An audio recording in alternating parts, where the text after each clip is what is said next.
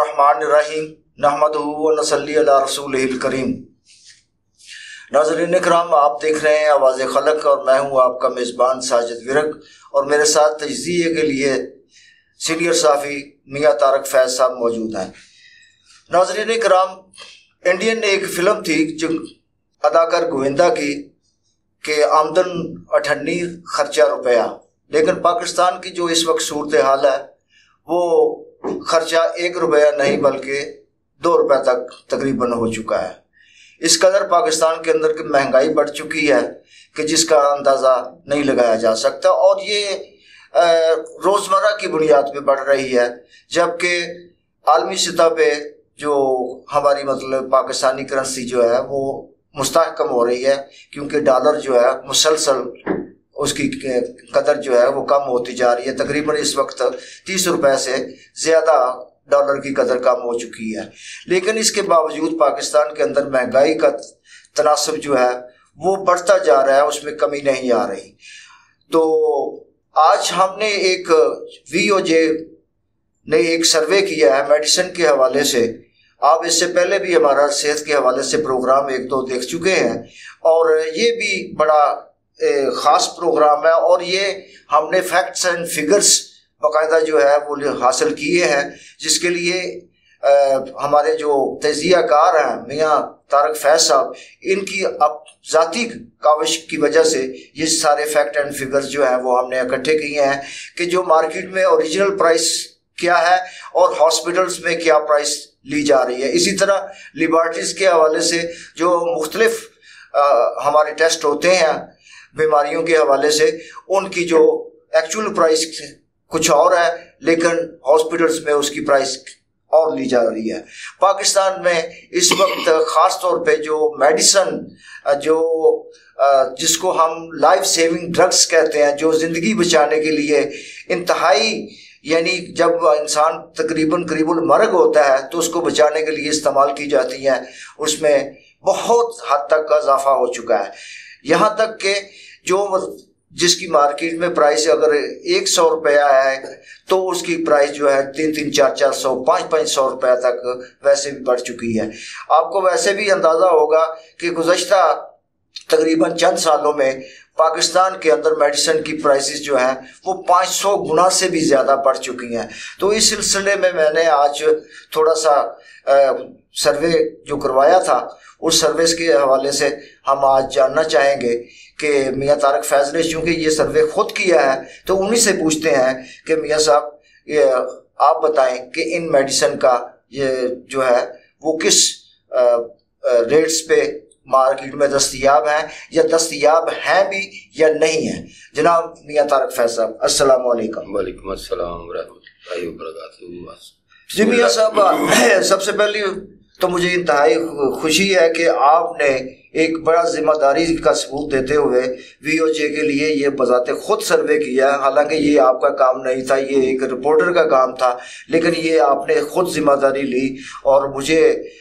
जो है इस आपकी काविश पे इंतहाई फ़ख्र भी है और मैं आपको इसकी मुबारकबाद भी देता हूँ कि दिल के अमराज आजकल बहुत बढ़ रहे हैं। आपको पता है कि स्ट्रेस बहुत ज़्यादा है, स्ट्रेस की वजह से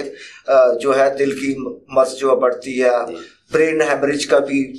खदशा रहता है, इसके साथ साथ ब्लड प्रेशर का, ये वो बीमारियां जो हमारे स्ट्रेस की वजह से पैदा होती हैं। तो दिल के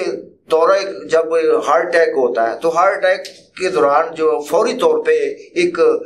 स्ट्रेप्टोकाइनेस इंजेक्शन लगाया जाता है, तो उसकी असल जो मार्केट प्राइस क्या है और जो डॉक्टर्स हॉस्पिटल्स में जो इमरजेंसी तौर पे जब मरीज़ को दाखिल किया जाता है वो क्या प्राइस अपना मरीज़ से वसूल कर रहा है।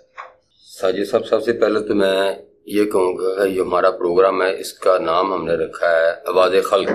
जी, और वाक़यातन हमारी कोशिश है कि ये प्रोग्राम आवाज़ खल्क की और हम अवाम की आवाज़ बने और अवाम के जो मसाइल हैं, अवाम के जो दर्द हैं वो अरबाब इख्तियार तक पहुँचाएँ। दूसरा जो आपने ये कहा कि वो आमदन 50 पैसे और ख़र्चा 2 रुपये है, मैं समझता हूँ वो आमदन 50 पैसे नहीं है, अब 50 आमदन जो है वो 54 रह गई है। اور خرچہ جو ہے وہ 2 روپے کہہ سکتے ہیں آپ. صحیح. اب آتے ہیں اصل ایشو کی طرف. وہ یہ ہے کہ جو گزشتہ پروگرام ہم نے کیا تھا اس میں ہم نے کیا تھا ڈاکٹرز کا اور ہاسپٹلز اور لیبارٹریوں کا جو گٹھ جوڑ تھا. اسی تسلسل کے ساتھ آج جو ہمارا پروگرام ہے وہ ہے ڈاکٹرز اور فارماسیوٹیکل کمپنیز, دوا ساز کمپنیوں کا جو گٹھ جوڑ ہے اس حوالے سے. جیسے آپ نے بات کیا کہ دل کے جو مریض ہیں یا دل کے جو پیشنٹ ہوتے ہیں ان کے لیے جو میڈیسن ہے, اگر سپوز دیکھیں کہ جو سب سے پہلے فرسٹ ایڈ کے طور پر کسی دل کے مریض کو جب وہ ہاسپٹل جاتا ہے اس کو ایک انجیکشن لگایا جاتا ہے. وہ جو انجیکشن ہے اس کی مارکیٹ میں ایکچوئل جو اس کی پرائز ہے وہ 700 روپے یا 900 روپے ہے جی, لیکن وہ آپ کو مارکیٹ میں میرے 9 سے 10 ہزار میں ملے گا. اچھا. سب سے پہلے تو بات یہ ہے کہ جو میڈیسن لینے جاتا ہے وہ خود دل کا مریض بن جاتا ہے, قیمت سن کے دل کا مریض بن جاتا ہے. تو اس کے بعد جو مختلف یہ آپ لگا لیں یہ گردوں کے ڈائلسس ہوتے ہیں, اس میں آپ دیکھیں کہ وہ جو گردوں کے ڈائلسس ہے اس میں جو انجیکشن لگایا جاتا ہے اس کی قیمت ایکچوئل قیمت جو ہے وہ 500 روپے ہے, لیکن وہ آپ کو مارکیٹ میں 1800 سے 2000 میں ملے گا. ٹھیک ہے. اسی طرح یہ الٹرا ساؤنڈ ہے, اسی طرح آپ کا یہ جو ہے ایکس رے, ایم آر آئی ہے. ایم آر آئی کا دیکھیں نا, ایم آر آئی 3 سے 5000 میں کی جاتی ہے, لیکن اس میں ڈاکٹرز کا 50% کمیشن ہوتا ہے. جو ڈاکٹر آپ کو جدھر ریفر کرے گا اس کا 50% کمیشن ہے. اس کا مطلب یہ ہوا کہ وہ جو ہے اس کا اثر ریٹ جو ہے وہ 1500 سے 2500 روپے ہے. تو اس لیے وہ غریب آدمی جو بیماری کی وجہ سے مر رہا ہے, چاہے وہ کہیں سے ادھار اٹھائے گا, چاہے وہ کسی کی جیب کاٹے گا, چاہے کوئی چوری کرے گا, اس نے اپنا یا اپنے کسی عزیز کا, اپنی والدہ کا, اپنے والد کا, اپنے بیٹے کا علاج تو کروانا ہے ہر صورت. تو یہ جو دوا ساز کمپنیوں کا اور ڈاکٹر کا جو گٹھ جوڑ ہے اس میں المیہ یہ ہے کہ مشرف صاحب کے دور میں جو لوگ کسی طرح سے بھی دوا ساز کمپنیوں سے یا میڈیکل لائن سے لا علم تھے ان کو بھاری رشوت لے کر ان کو لائسنس جاری کیے گا, اور پھر اس کا یہ رزلٹ نکلا کہ آج آپ دیکھ لیں کوئی ایسا گٹھ جوڑ ہے, دوا ساز کمپنیاں جو ہیں وہ ڈاکٹرز کو جو اپنا سمجھ لیں نوازتی ہیں, جو ڈاکٹر کی جو گاڑی ہے, ڈاکٹر کی جو ہاسپٹل ہے, جو کلینک ہے, ان تمام کے اخراجات جو ہے وہ جو متعلقہ میڈیسن کمپنی ہے جس کے ساتھ ڈاکٹر صاحب نے پیکج لیا ہے, ان کا ایگریمنٹ کیا ہے, ٹھیک, ان کے ساتھ طے ہے, تو ساری وہ میڈیسن کمپنیاں جو ہے وہ اخراجات اٹھاتی ہیں. میاں صاحب میرے علم میں یہ بات بھی آئی ہے, میں نے کافی مطلب چونکہ فارماسیوٹیکل کے کچھ لوگوں سے میرے بھی تعلقات ہیں, اسی طرح ڈاکٹروں سے بھی ظاہر سی بات ہے ہمارا شعبہ اس قسم کا ہے کہ ہر طرح کے لوگوں سے ہمارا واسطہ پڑتا رہتا ہے. تو میں نے دیکھا ہے کہ ان کو باقاعدہ فارماسیوٹیکل کمپنیز جو ہے وہ ڈاکٹرز کو جو ہے وہ فارن وزٹ تک کرواتی ہیں. جو لوگ عمرے اور حج کے خواہش مند ہوتے ہیں ان کو وہاں حج اور عمرہ کروایا جاتا ہے. تو کیا یہ ان کا یہ حج اور عمرہ اور فارن وزٹ کی حد تک تو چلو ٹھیک ہے, لیکن یہ کیا ان کا یہ جائز ہے؟ بات یہ ہے کہ اگر ساجد صاحب میں چوری کا جائے نماز لے کر خانے کعبے میں چلا جاؤں اور اس پہ نماز پڑھوں, کیا میری نماز ہو جائے گی؟ میرا خیال ہے بالکل نہیں ہوگی. جی اب یہ دیکھیں نا, یہ جو دل کے مریض ہیں ڈاکٹر جو کہتے ہیں سب سے پہلے کہتے ہیں جی آپ کی انجیوپلاسٹی ہوگی. انجیوپلاسٹی کا اگلا جو مرحلہ آتا ہے اس میں آتا ہے وہ سٹنٹ کا. اب وہ سٹنٹ جو ہے اگر آپ اس کی امریکہ میں پرائز دیکھیں وہ $5 سے $10 تک ہے, اور ہمارے یہاں 3 لاکھ سے لے کے 8 لاکھ تک سٹنٹ جو ہے نا فروخت کیا جاتا ہے. استغفر اللہ. اور اس کا اندازہ لگا لیں کہ یہ جو آج کے ہمارے جنہوں نے مسیحائی کا لبادہ اڑا ہوا ہے وہ کس قدر عوام کے ساتھ ظلم کرتے ہیں. ایک جو ڈاکو ہے اس کو تو ہمارا قانون سزا دیتا ہے, اور یہ جو مختلف لبادے اڑے معاشرے کو لوٹنے والے یہ ڈاکو جو سریام لوٹتے ہیں ان کو کون پوچھے گا؟ میاں صاحب اسی طرح ٹائیفائڈ کے لیے ایک مونوسیف دوائی کا استعمال ہوتا ہے, اس کی بھی سنا آج کل بہت زیادہ پرائس بڑھ گئی ہے. ٹائیفائڈ کا جو ایکچوئل وہ کورس ہے اس کا وہ میرا خیال ہے کہ جو ہے نا 14 ٹیبلٹس کا, اور اس کی جو اصل قیمت ہے وہ 140 روپے ہے. اچھا. لیکن وہ آپ کو مارکیٹ میں 500 کی 600 روپے کی ملے گی. مطلب آپ انتہا ہو چکی ہے ظلم کی، زیادتی کی اور عام آدمی کو لوٹنے کی. دیکھیں نا کہ اگر عام آدمی سے یا ہم سے کوئی سبزی والا، کوئی فروٹ والا، کوئی رکشے والا اگر 10 روپے زائد مانگ لیتا ہے نا تو ہم اس کو دینے کے لیے تیار نہیں ہوتے. لیکن یہ ایسا شعبہ ہے کہ اگر ہم وہاں جاتے ہیں، زندگی اور صحت یہ تو ہر انسان کو پیاری ہے نا، بے شک، وہاں ہم بول بھی نہیں سکتے. تو اس چیز کا ڈاکٹر فائدہ اٹھاتے ہوئے دونوں ہاتھوں سے غریب مریض کو اور معاشرے کو اور عوام کو لوٹ رہے ہیں، لیکن ان کے اوپر کوئی چیک اینڈ بیلنس نہیں ہے. جن اداروں نے، جن اتھارٹیز نے فارماسیوٹیکل کمپنیز کو لائسنس جاری کیے ہیں، کیا ان کا کوئی ایسا کرائیٹیریا نہیں ہے؟ یہ اقربا پروری، یہ رشوت، یہ کب تک چلے گا؟ یہ میاں صاحب اس میں سارا جو ہے قصور لازمی بات ہے کہ ان جو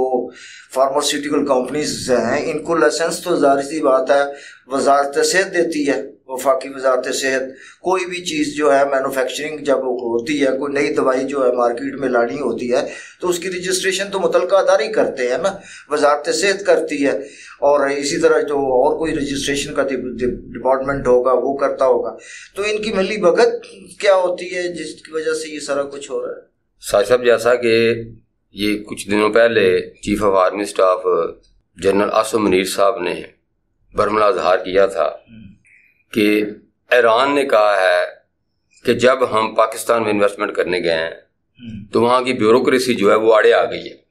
تو اس لیے بات یہ ہے کہ جو بیوروکریسی ہے ہر کام میں وہ ایک کمیشن ایجنٹ کا کام کر رہی ہے، کیونکہ اس کو پوچھنے والا ہی کوئی نہیں. آج تک مجھے بتایا پاکستان میں رشوت کے اوپر کسی بیوروکریٹ کو، کسی آفیسر کو سزا ہوئی ہے؟ بالکل نہیں، آج کل نہیں، بالکل نہیں. بلکہ آپ کو پتہ ہے کہ پچھلے دور میں جو فواد حسن فواد تھا، جو وہ مطلب ایک بگ گن تھا مطلب بیوروکریسی کی، تو وہ آج کل وفاقی عہدے پہ بیٹھا ہوا ہے. وہ ساجد صاحب یہ ہے کہ صرف یہ سیاسی بنیادوں پر، اپنی پسند اور ناپسند کی بنیادوں پر کھینچا تانی کی حد تک عوام کے ایشو کو، عوام کے درد کو اور جو عوام پہ ظلم ہو رہا ہے اس کو سامنے رکھتے ہوئے آج تک کبھی بھی کسی بیوروکریٹ پہ، کسی ارباب اختیار پہ جو کسی ادارے کا سربراہ ہے اس کے خلاف کسی قسم کی کارروائی نہیں ہوئی. تو دوسری بات یہ ہے کہ میں یہ میری ریکویسٹ ہے، میری اپیل ہے chief of army staff general Asim Munir صاحب سے کہ جیسے آپ نے دبنگ دعوے کیے ہیں، جیسے آپ نے ایک عزم کا اظہار کیا ہے، اب عوام جو ہے ان کی نظریں آپ کی طرف ہیں. یہ جو بڑھتی ہوئی مہنگائی ہے اور یہ جو مافیاز ہیں، آپ ہر شعبہ ہے زندگی میں چلے جائیں، کسی بھی ادارے میں چلے جائیں، آپ کو وہاں مافیاز نظر آئیں گے، آپ کو وہاں کربا پروی نظر آئے گی، آپ کو وہاں رشوت کا بازار نظر آئے گا. اس لیے عوام کی طرف سے میں جنرل عاصم منیر صاحب سے یہ ریکویسٹ کروں گا، ان کو درخواست کروں گا کہ اپنے عزم اور اپنے جو ان کے دبنگ دعوے ہیں ان کو عملی جامہ پہنائیں، تاکہ عوام کو آپ کے جو دعوے اور آپ کا جو عزم ہے وہ عملی طور پر عملی نمونہ نظر آئے. مجھے آپ کے مطلب سیدہ عاصم منیر صاحب کا آپ نے ذکر کیا تو اس حوالے سے مجھے یاد آئے کہ جنرل مشرف کے دور میں آپ کو یاد ہوگا کہ سابق نیول چیف جو تھے یستور الحق، وہ ان کے اوپر الزامات تھے ان کے کرپشن کا، تو انہیں بلایا گیا پاکستان کے اندر اور باقاعدہ ان سے ریکوری بھی کی گئی اور ان کو سزا بھی دی گئی. یہ بات درست ہے کہ آرمی کے اندر ایک احتساب کا اپنا ایک نظام ہے. ہم اس کو مطلب یہ نہیں چاہتے کہ وہ اپنا عام عدالتوں میں ان کا احتساب کیا جائے. ٹھیک ہے، ان کا اپنا احتساب کا نظام ہے، وہ احتساب کرتے بھی ہیں اور بعض اوقات ہمیں نظر بھی آ رہا ہوتا ہے کئی جنرلز کے خلاف کارروائی بھی ہوئی ہے، ان کو سسپینڈ بھی کیا گیا، ان کو مطلب ٹرمینیٹ بھی کیا گیا ہے. اسی طرح دیگر وہ جو مطلب چھوٹے لیول کے یا افسران ہیں ان کو بھی. تو یہ کیا اس طرح کا کوئی اب ان کو اقدام اٹھانا چاہیے کہ جس کے تحت، کیونکہ یہ دیکھیں بات یہ ہے کہ میری نظر میں تو جو صورتحال اس وقت پاکستان کی ہے، جس سے ہم ابتری کی طرف جا رہے ہیں، تو میرے نزدیک تو اس کا ایک ہی سلوشن ہے. تو اب ممکن نہ ہے کہ اس سے کوئی اختلاف رائے رکھے یا کوئی جو ہے اتفاق کرے کہ اس وقت جو موجودہ صورتحال ہے اس کے مطابق میرا خیال ہے کہ موجودہ حکومت تو خیر یہ انیشیٹو نہیں لے سکتی کیونکہ کیئر ٹیکر سیٹ اپ ہے، لیکن آرمی چیف جو ہے اگر اتنے ہی سنسیئر ہیں وہ پاکستان کے ساتھ، اور پاکستان کے وہ حافظ قرآن بھی ہیں اور اللہ تبارک و تعالیٰ کا ان پہ فضل ہے کہ وہ قرآن پاک کو صحیح طرح سمجھتے بھی ہیں، تو اس کی روشنی میں ہی اگر کوئی ایسا اقدام اٹھاتے ہیں جس سے پاکستان کی بہتری متوقع ہو سکے تو میرا خیال ہے اٹھانا چاہیے، کیونکہ میرے نزدیک جو ہے جو اس وقت ہے صورتحال ہے، میرے خیال میں پاکستان کی کرنسی کو فی الفور جو ہے وہ چینج ہونا چاہیے، اور جہاں جہاں بھی کسی کے پاس مال ہے اس کو برآمد کیا جائے اور ان کو قرار واقعی سزا دی جائے، اور جتنی بھی جائیدادیں ہیں ان کی، جتنے بھی جن کو ہم لوٹیرے سیاستدان کہتے ہیں، بیوروکریٹس کہتے ہیں، ان کی تمام جائیدادیں جب تک منجمد نہیں ہوں گی اور وہ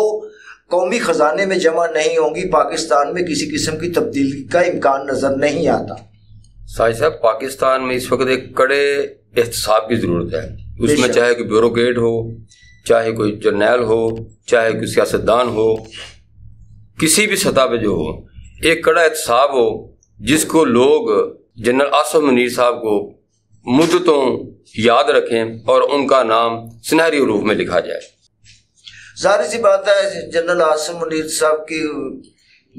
کان میں یہ آوازیں تو جاتی ہوں گی، ٹی وی بھی دیکھتے ہوں گے، نیشنل میڈیا پہ بھی بات ہوتی ہے، اور اگر مثال کے طور پہ سوشل میڈیا پہ بات ہوتی ہے، ہم جیسے لوگ کرتے ہیں تو کسی نہ کسی طریقے سے ان تک پہنچتی تو ہوں گی۔ یقیناً ظاہر سی بات ہے پاکستان کے اندر اتنی انٹیلیجنس کمپنیاں ہیں جو ان کو باقاعدہ باخبر رکھتی ہیں ہر ایکٹیویٹیز کے حوالے سے، تو میرا خیال ہے کہ انشاءاللہ العزیز، کیونکہ اس وقت تمام تر توقعات جو ہیں وہ دو شخصیات سے وابستہ ہیں پورے عوام کی، ایک تو آرمی چیف سید آصف منیر صاحب سے، اور دوسرا اپنا چیف جسٹس آف پاکستان قاضی فائز عیسیٰ سے۔ تو ناظرین، صحت بہت ہی بنیادی چیز ہے، اور صحت کے حوالے سے مجھے یاد پڑتا ہے کہ حضرت موسیٰ علیہ السلام جب کوہ طور پہ اللہ تبارک و تعالیٰ سے ہم کلام ہوا کرتے تھے، کیونکہ آپ کو کلیم اللہ کا خطاب ملا ہوا تھا اللہ تبارک و تعالیٰ کی جانب سے، تو جب آپ نے اللہ تبارک و تعالیٰ سے سوال کیا کہ یا بارک تعالیٰ میں آپ سے سب سے بڑی جو کچھ چیز ہے وہ میں کیا مانگوں، تو اللہ تبارک و تعالیٰ نے ارشاد فرمایا اے موسیٰ صحت۔ پھر سوال کیا تو اللہ تبارک و تعالیٰ کی طرف سے آواز آئی کہ صحت، اور اسی طرح پھر تیسری مرتبہ سوال کیا تو حضرت موسیٰ علیہ السلام کو اللہ تبارک و تعالیٰ نے یہی جواب دیا کہ صحت۔ تو گویا صحت ایک بہت بنیادی اور اہم چیز ہے، اور اس کے بغیر کچھ بھی نہیں ہے، کیونکہ انسان کی تمام تر صلاحیتیں، تمام تر اس کے عزائم، تمام تر ارادے اسی صورت میں پایا تکمیل تک پہنچ سکتے ہیں جب وہ صحت مند ہوگا۔ تو صحت مند معاشرے کے لیے صحت مند ہونا بہت ضروری ہے، تو ڈاکٹرز کو یہ اپنا کردار ادا کرنا چاہیے، وہ لوگوں پہ ظلم اٹھانے کی بجائے وہ ان پر رحم کریں اور ان کو ارزاں جو ہے علاج معالجے کی سہولتیں فراہم کریں۔ اسی کے ساتھ میں آپ سے اجازت چاہوں گا، آئندہ پروگرام تک کے لیے اللہ حافظ۔ پاکستان زندہ باد۔